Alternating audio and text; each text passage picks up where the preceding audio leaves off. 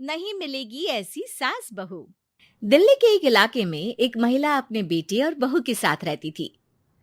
अरे बहू देख तो जरा, कौन इतना दरवाजा पीट रहा है।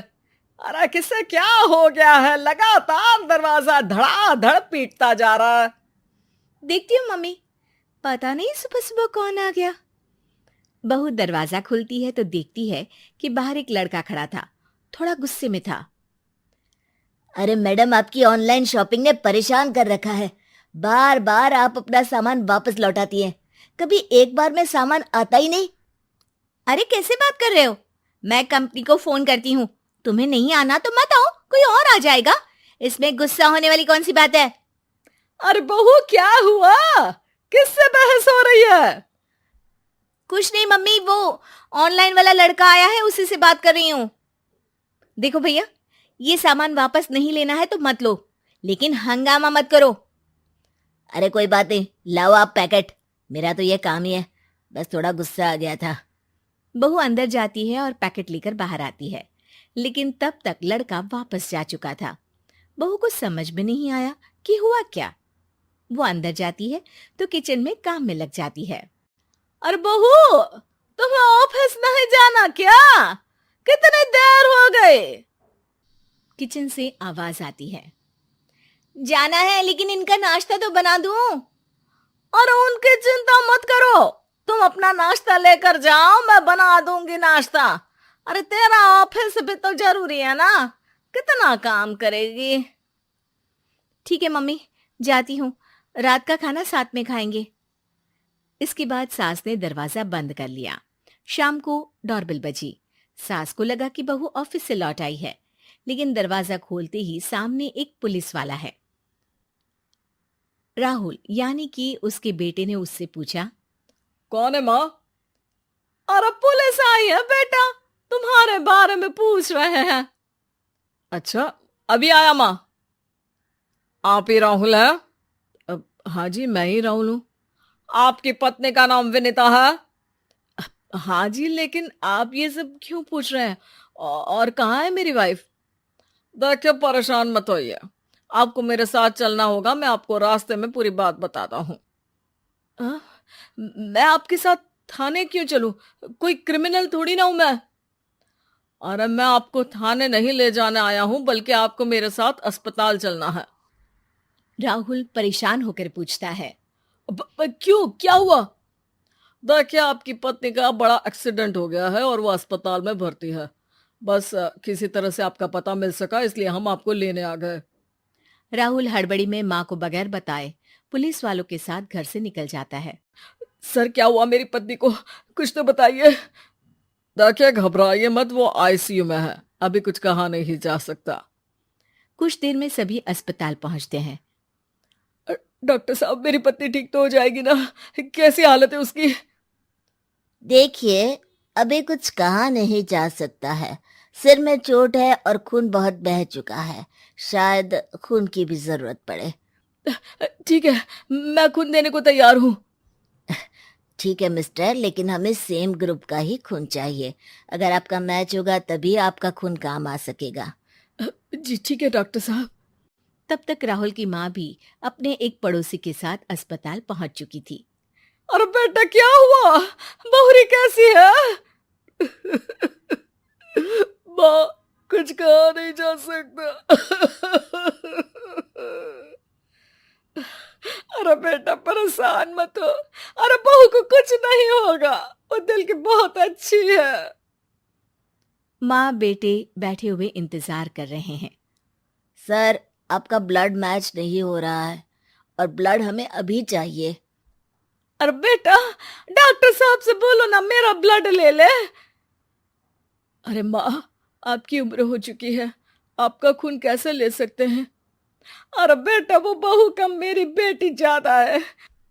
उसने दिन रात एक करके इस घर को एक डोर में बांधा हुआ है। अगर वो डोर टूट गई ना, तो मैं अपने खून का क्या करूंगी? राहुल की आंख में भी आंसू आ जाते हैं। ठीक है डॉक्टर साहब, माँ का भी ब्लड टेस्ट कर लीजिए। अगर मैच हो गया तो ठीक है, नहीं तो किसी और को फोन करता हूँ। डॉक्टर ने तुरंत ब्लड सैंपल लेकर भेज दिया। कुछ देर बाद माँ जी का ब्लड ग्रुप मैच कर गया है पेशेंट से। माँ जी तैयार है ना? माँ, क्या सोच रही हो? अरे बेटा, यही कि बहू की जिंदगी के लिए अगर अपनी जिंदगी भी दांव पर लगानी पड़े तो कम है। वो दिन रात हमारे लिए लगी रहती है। हाँ माँ, वो तो है। डॉक्टर साहब, माँ रेडी है, आप ब्लड ले लीजिए। बहू की जान बच गई और उसकी घर वापसी हो गई और एक नई शुरुआत भी। अरे विनीता, नाश्ता तैयार हो गया? जी हाँ, और मम्मी का भी। पहले मम्मी खा ले, उसके बाद हम खाएंगे। अरे तुम माँ की चमची हो क्या? राहुल, मेरी माँ के जाने के बाद उन्होंने ही मेरा माँ की तरह ख्याल रखा है, और उस रात उन्होंने खून नहीं दिया होता तो शायद आज मैं जिंदा भी नहीं होती। इतना तो माँ के लिए बनता ही है ना। पनोती बहू। किसी की वजह से अगर कोई काम रुकता ही चला जाता है तो लोग उसे पनोती कहने लगते हैं। अरे आज हम लोगों की जूस की फैक्ट्री का माल ट्रक में लद कर शहर जा रहा है। डिलीवरी होते ही पेमेंट भी आ जाएगी। लाखों रुपए का माल है। लेकिन थोड़ी ही देर में रितु का पति दौड़ता हुआ आता है। पिताजी, पिताजी, वो जूस से भरा ट्रक पलट गया। सारा जूस पास की नाली में बह गया।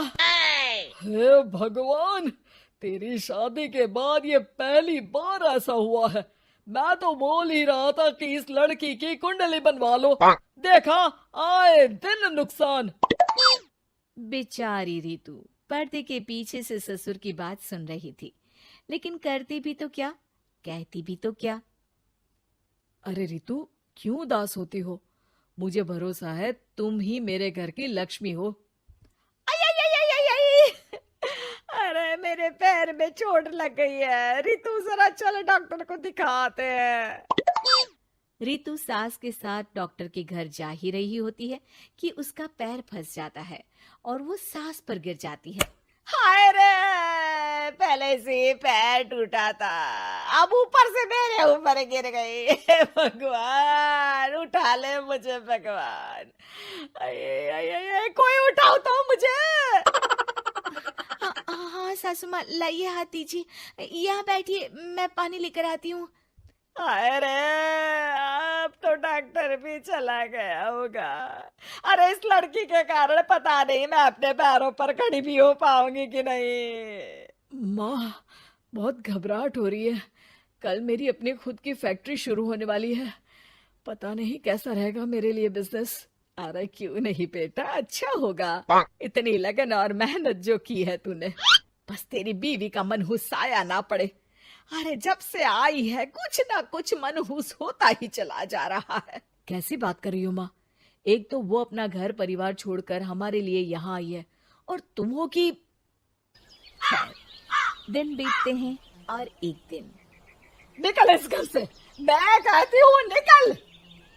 जब से यह लड़की मेरे घर की बहू बनी है, हर जगह घाटा, हर जगह नुकसान।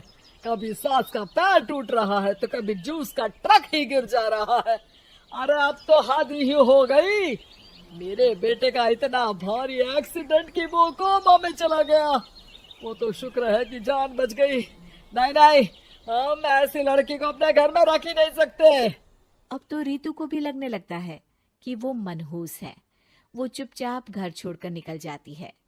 चलते चलते रितु एक जंगल में झोपड़ी में पहुंच जाती है, जहां एक साधु तपस्या कर रहे होते हैं। आ गए बेटी, क्यों परेशान होती है? ये तो जीवन का नियम है। इंसान हमेशा नकारात्मक चीजों को ही सुनता, देखता और समझता है। किसी की अच्छाई उसे नजर ही नहीं आती। आपने मुझे बेटी कहा है तो शरण भी दे दीजिए बाबा। मैं आपका सारा काम कर दिया करूंगी, बस आपके जीवन में मेरे जैसी बेटी की वजह से कुछ बुरा ना हो। साधु आंख बंद करके मुस्कुराता है और रितु उनके घर की बेटी बन जाती है। पिताजी, भोजन तैयार है, आकर खा लीजिए। बेटा, जो भोजन तूने बनाया है उसमें सांप का जहर है, वो खाकर मैं मर सकता हूँ। नहीं नहीं पिताजी, खाना तो मैंने अपनी आंखों के सामने बनाया है। यहाँ तो कोई सांप आया ही नहीं। ठीक है, फिर ला मैं खा लेता हूँ। साधु खाना खाने जाता ही है कि खाना रितु के हाथ से गिर जाता है और वो खाना बिल्ली खा जाती है। बिल्ली उस खाने को खाती ही मर जाती है। नहीं पिताजी, मैंने खाने में जहर नहीं मिलाया। मुझे इस बात का पता नहीं पिताजी। मैं ये बात जानता हूँ, खाने में जहर का मिलना और इस खाने का गिरना ये तो पहले से ही तय था। इसमें तुमने कुछ नहीं किया है बेटी। रितु समझ नहीं पाती कि क्या हो रहा है। वो रोने लगती है और साधु को अपनी सारी कहानी सुना देती है कि कैसे उसके ससुराल वालों ने उसे पनौती मान लिया था। साधु मुस्कुराकर कहता है, बेटी, क्या चाहती हो तुम? क्या तुम जीवन भर यहाँ रहना चाहती हो या फिर अपने ससुराल जाना चाहती हो? पिताजी, मैं ससुराल जाना चाहती हूँ क्योंकि वहां मेरी जरूरत है। मैं चाहती हूँ कि मेरे ससुराल वाले मुझे पनौती यानी कि मनहूस ना समझे। उन लोगों को पता चले कि मैं उन लोगों का भला ही चाहती हूँ। ठीक है बेटा, ऐसा ही होगा। तो कल मेरे साथ चलना। दोनों अगले दिन रितु के ससुराल जाते हैं, जहाँ साधु के साथ रितु को देखकर सास कहती है, अरे वाह रे करम चली, हम लोगों के घर में तूफान लाकर चैन ना मिला तुझे। जब जादू टोटका करने के लिए ये बाबा बाबा बुलाकर किसी को लेकर आई है। नाना माँ जी, ये तो मेरे धर्म के पिताजी हैं। मुझे ससुराल वापस छोड़ने आए हैं। ये तो बस पिता का धर्म निभा रहे हैं। इन्हें कुछ मत कहिए। वाह जी वाह, 4 महीने बाद आज ही अपने पैरों पर खड़ा हुआ हूँ और ये मनहूस फिर से आ गई। इस बार क्या जान लेके जाएगी? अरे मेरी भी सिर्फ टांग में फ्रैक्चर था, अब ये आ गई है तो पक्का टांग काटनी ही पड़ेगी। हे भगवान, पिछली बार तो जूस का पूरा ट्रक ही पलट गया था, इस बार तो पक्का फैक्ट्री में ताला ही लग जाएगा।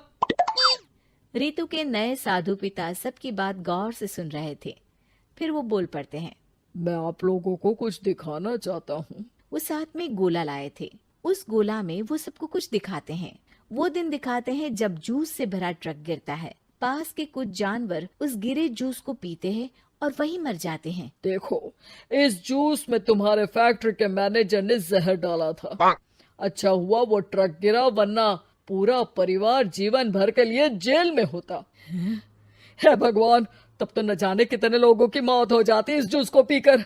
शुक्र है भगवान का, अनहोनी से बचा लिया। फिर वो दिन देखते हैं जब पति का एक्सीडेंट हुआ था, लेकिन रितु के करवा चौथ के व्रत के कारण वो बच जाता है, वरना तो मृत्यु निश्चित थी। सभी रितु की तरफ देखते हैं। बाबा, मैं तो मनहूस नहीं हूँ। शुक्रिया बाबा, मेरे मन में जीवन भर का बोझ रहता कि मैं इन लोगों के दुख का कारण तो नहीं।